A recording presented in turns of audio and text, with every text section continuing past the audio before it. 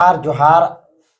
गिरिडीह लोकसभा की चुनावी सरगर्मी काफी तेज हो गई है। एक नया मोड़ ले लिया गया है। टाइगर जयराम मातो नॉमिनेशन 1 तारीख करवाने जाते हैं, उसी बीच उनका एक अरेस्ट वारंट जारी होता है नगड़ी थाना का, रांची का। वहां पे आंदोलन करने गए थे विधानसभा घेराव, इस तरह का एक एफआईआर था, जो कई उनके ऊपर एफआईआर थे 2 सालों के आंदोलन में। लेकिन एक एफआईआर का उन्होंने बेल नहीं लिया था, उसको लेकर अरेस्ट वारंट टाइगर जयराम मातो को 1 तारीख जारी होती है और पुलिस प्रशासन बोकारो के डीसी कार्यालय में घेराव करती है। टाइगर जयराम मातो को पकड़ने जाती है, लेकिन टाइगर जयराम मातो कहते हैं हमें सभा करने दीजिए, सभा का अनुमति दीजिए, उसके बाद सीने में गोली खा जाएंगे, जलियांवाला बाग का जो कांड हुआ था वो कर लेंगे, लेकिन भागेंगे नहीं। अब मैं बता दूं कि फिर उसी भीड़ को लेते हुए टाइगर जयराम मातो का सभा हुआ। सभा होने के बाद टाइगर जयराम मातो शाम हो गई और शाम को पुलिस को चकमा देकर टाइगर जयराम मातो फरार हो गए। उसी बीच पुलिस प्रशासन की एक बहुत बड़ा किरकिरी हो गई। पुलिस प्रशासन इतना एक्टिव हो गए कि उनके जो भगाने में सहयोग किए फरजान, रिजवान, सुदीप, संजय महतो, विक्रम रवानी जैसे लोगों को घर घुसकर रातों रात पकड़ा। रातों रात पकड़ने के बाद 3 लोगों को रात भर रखा, 5 लोगों को 3 को चालान कर मेडिकल जांच करके जेल भेज दिया गया, वही 2 लोगों को छोड़ दिया गया। आज हमारे साथ बैजनाथ आनंद महतो हैं, आज इनसे जानने का प्रयास करते हैं कि टाइगर जयराम मातो फरार चल रहे हैं, उसी बीच गिरिडीह लोकसभा में जेवीके से जल कैंप में कौन होंगे उम्मीदवार। हमारे साथ हैं, आज जानने का प्रयास करते हैं। सबसे पहले जोहार। जोहार सभी दादा सबको। तो देव महतो जी, बात यह है कि जब से जयराम महतो फरार हुए हैं उसके बाद से कैस लगाया जा रहा है।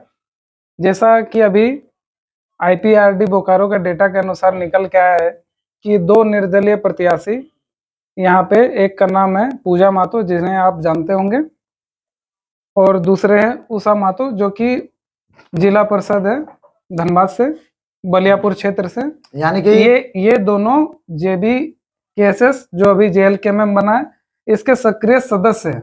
तो बताया जा रहा है महिला मोर्चा के, तो बताया क्या जा रहा है, ये दिख रहा है कि ये दोनों निर्दलीय दाखिला कराई हैं, अपना रजिस्ट्रेशन करवाई हैं गिरिडीह लोकसभा क्षेत्र से। तो अगर जयराम महतो, अगर उनका नॉमिनेशन किसी भी कारण अगर रद्द होता है तो जाहिर तौर पे यही बात है कि यही दोनों कॉन्टेस्ट करने वाले गिरिडीह लोकसभा से। लेकिन बात यहाँ पे आता है कि 2 उम्मीदवार क्यों, एक ही होना चाहिए था, 2 उम्मीदवार आखिर क्यों दिया गया।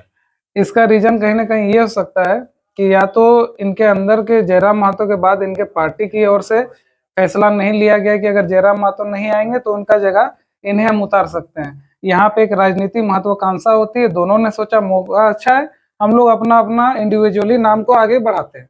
ये भी एक पक्ष हो सकता है, क्योंकि अगर पार्टी के अंदर से अगर सोच विचार के निर्णय लिया जाता तो किसी एक का ही नाम सामने आता। यहाँ पे दोनों का नाम सामने है तो कहीं ना कहीं दोनों के अंदर एक राजनीतिक महत्वाकांक्षा है कि इस समय हम अपना नाम को आगे कर सकते हैं, इसीलिए जाहिर सी बात है उन्होंने अपने नाम को आगे किया है। कहीं ऐसा भी आ सकता है कि फिर ये नॉमिनेशन कराए इन लोगों पर, एक पे दाव पेच आ जाए तो दूसरा कोई नॉमिनेशन ये कर ले। ऐसा तो नहीं हो सकता है कि दोनों में से एक वापस हो जाएंगे। क्या है ना, ये स्वाभाविक सा चीज है। अगर उन लोग 2 सालों में भी आंदोलन में रहे, उन लोगों पर भी नाम एफआईआर में हुआ होगा कहीं पे, तो बेल उल नहीं लिए होंगे, इसीलिए अगर किसी के पास दाव पेच फंसता है तो दूसरा कोई उम्मीदवार होगा। इस तरह का भी तो बात हो सकता है। इस तरह का भी बात हो सकता है, और ये भी बात हो सकता है कि अगर पार्टी की ओर से सहमति नहीं बन के अगर दोनों लड़ते हैं तो भी ठीक बात है। अगर पार्टी के बाद अंदर अभी सहमति बनता है तो किसी एक को भी टिकट दे दिया जाएगा और एक को सहमति बनेगी और दूसरा अपना नाम विड्रॉ कर सकता है, ये भी हो सकता है, इसमें कोई बड़ी बात नहीं। और बात यह है कि मुझे नहीं लगता कि इन दोनों के ऊपर कोई इस तरह का केस होगा, अगर होगा भी तो इन लोग जमानत ले लिए होंगे, क्योंकि इन्हें चुनाव लड़ना है। बेवकूफी तो अब हमको नहीं लगता कि आज के समय में कोई इतना बेवकूफ है कि टाइगर जयराम महतो भी तो चुनाव लड़ना था, लेकिन बेल नहीं लिए थे, तभी ना arrest warrant. Tiger Jairam Mahato ji कहीं न कहीं अपना ओवर कॉन्फिडेंट के वजह से यहाँ पे फंसे हैं। पहली बात यह है कि उन्होंने जो चुनावी हलफनामा दर्ज किया था उसमें उनका केस का डिटेल है, उसके बाद उन्होंने नीचे साइन भी किया। अगर उन्हें नहीं पता तो हो सकता है वो भूल गए होंगे जमानत लेना, या पुलिस प्रशासन देख रहे होगी कि जयराम महतो की लोकप्रियता बढ़ रहा है तो कहीं ना कहीं उन्हें दबाने के लिए भी ये सब काम कर सकते, क्योंकि सेम उसी डेट को पुलिस प्रशासन द्वारा अरेस्टिंग किया जाना ये भी संदेह की बात है। लेकिन एक बात यह है कि जयराम महतो को वहां से भाग के नहीं निकलना चाहिए था, क्योंकि उनके पास एक बहुत ही अच्छा मौका था अपने आप को साबित करने का कि टाइगर जो है टाइगर होता है, कभी डर के भागेगा नहीं, खड़ा रहेगा। लेकिन वो कहीं ना कहीं वहां से निकल गए तो ये एक उनके जितने भी समर्थक है उनके बीच ये गलत मैसेज जाएगा। भले फेसबुक में सब बोल रहे हैं कि माफ कीजिएगा कि टाइगर 2 कदम पीछे लिया है ज्यादा छलांग मारने के लिए, लेकिन इसे कहीं ना कहीं पुलिस की लैंग्वेज में से भगोड़ा बोला जाता है, फरार बोला जाता है। तो इनसे उनका कहीं ना कहीं इमेज भी खराब हो रहा है। ये चीज को उन्हें सोचना चाहिए था, क्योंकि देखिए राजनीति में आपको कहीं ऐसा विषम परिस्थिति आपके सामने आएगी जिसमें आपको अपने आप को साबित करना पड़ेगा। अगर आप उस परिस्थिति में भाग खड़े होते हैं तो आपको सब कायर बोलेगा। देखिए उनके पास वो कह रहे हैं कि हमको आप मेरा बात सुनिए, अभी AK राय क्या जेल में रह के चुनाव नहीं लड़े थे? जयराम महतो भी लड़ सकते थे और मुझे लगता है कि ज्यादा वोट से जीतते, सिंपैथी वोट भी मिलता अलग से। लेकिन अब वो भाग रहे हैं और आदमी उनके प्रशंसक भी अब सोच रहे कि जयराम महतो कहाँ है, क्या कर रहे हैं, क्यों नहीं अरेस्टिंग दिए। ये भी बात है। अच्छा, तो ये जैसे जयराम महतो का क्या नॉमिनेशन सच में रद्द हो रहा है, जो ये लोग पूजा महतो और उषा महतो नॉमिनेशन दाखिल जो किए? देखिए अभी रद्द तो हो नहीं रहा है, लेकिन हाँ उनमें कुछ त्रुटियां हैं, जैसे कि साइन वगैरह को लेके, जिसके संदर्भ में नोटिस निकाला गया है। तो जयराम महतो को 7 तारीख तक बुलाया गया है कि आप आके इसको सुधार करवा सकते हैं। कहीं ऐसा भी तो नहीं हो सकता है पकड़ने का साजिश हो, इसलिए त्रुटियां का बहाना हो? देखिए चुनाव आयोग को पकड़ना रहेगा तो वो पकड़ेगा, उसको बात अब साइड कीजिए। चुनाव आयोग का काम क्या है कि चुनाव को निष्पक्ष तौर से कराने का और उसको शांति व्यवस्था बरकरार रख के कराने का। अगर वहां पे त्रुटि है तो चुनाव आयोग बुला रहा है तो आपको उस पर जाना पड़ेगा, आपको अपना नॉमिनेशन को सही करवाना पड़ेगा। अगर जो कुछ भी त्रुटि है अगर आप नहीं करते हैं तो आपकी गलती, आपके नॉमिनेशन को रद्द कर दिया जाएगा। उसमें पकड़ना ना पकड़ना तो पुलिस की बात है। आप अगर छुप के रहिएगा तो क्या लगता है बिना बेल का पुलिस आपको नहीं पकड़ेगा? पकड़ लेगा। पुलिस ऐसा चीज है ना जी, जो अगर जमीन का 10 गज नीचे भी है ना और पुलिस अगर आपको पकड़ना चाहे ना तो खोद के निकाल के पकड़ लेगी। पुलिस वैसा चीज है। हालांकि पुलिस यहाँ पे उस तरह सक्रिय नहीं रहती है, लेकिन अब चूंकि पुलिस का भी यहाँ पे मजाक उड़ रहा है कि पुलिस पकड़ने नहीं सके तो वो लोग भी ज्यादा एक्टिव हो गए हैं, इसीलिए उनके साथी को धरपकड़ कर रहे हैं। अभी 3 लोग गिरफ्तार हुए हैं, कई लोगों का नाम है, कई लोग अज्ञात है। इस सारा मामला टाइगर जयराम महतो का एक FIR को लेकर है। 2 साल पहले का केस से कह रहे हैं, तो बिना नोटिस को क्यों इस तरह का डायरेक्ट अरेस्ट वारंट जारी होना, किस रूप में आप देखते हैं? देखिए जहां तक कि मेरा अपना नॉलेज है कि डायरेक्ट इस तरह का नहीं होता है। अगर ऊपर कोई केस हुआ है तो उसका नोटिस आपको पहले आएगा। ऐसा नहीं कि जयराम महतो के पास नोटिस नहीं गया होगा, गया ही होगा नोटिस। या तो उनको नहीं मिला होगा, या उस समय वो प्रेजेंट नहीं होंगे, या उनको जानकारी नहीं होगी, या उनके दिमाग से निकल गया होगा। ठीक है, लेकिन अब कानून जो है आपको कानून के अनुसार ही चलना पड़ेगा।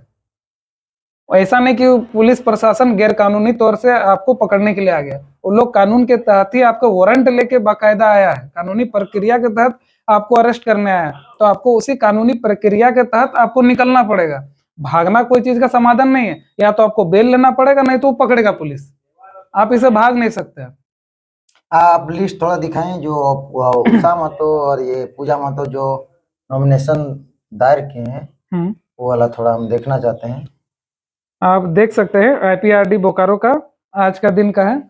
ये IPRD जो है ये सरकार के द्वारा जो चला था, तो ये बोकारो का है। उसमें से आज 5वां दिन है ना। आज 5वां दिन में गिरिडीह लोकसभा में 5 उम्मीदवारों ने अपना नामांकन प्रपत्र दाखिल किया, जिनका नाम निम्न प्रकार है। जिसमें से पहला है द्वारिका प्रसाद, दूसरा है अलग अलग पार्टियों से है प्रमोद राय, वही तीसरा है सुबोध कुमार यादव, वही चौथा है रामेश्वर दुसाद, उसके बाद ज्ञानेश्वर प्रसाद, उसके बाद आती है श्रीमती उषा देवी, पति आशीष महतो, ग्राम लालडी पोस्ट बलियापुर, जिला धनबाद, पार्टी निर्दलीय JPKS जेल कैंप वाली, यानी जो JPKS के सक्रिय हैं गिरिडीह लोकसभा से उम्मीदवार। उसके नीचे जब आते हैं तो सुश्री पूजा महतो, पिता श्री सहदेव महतो, गृह संख्या 81, काली मंदिर, अमलो बस्ती, खुसरो वार्ड नंबर 6, जिला बोकारो, पार्टी निर्दलीय JPKS जेल कैंप के महिला मोर्चा की टीम की मेंबर है। ये लोग 25 मई 2024 गिरिडीह धनबाद लोकसभा निर्वाचन क्षेत्र आइए मतदान करें। मतलब 25 मई को इन लोग का चुनाव है ना।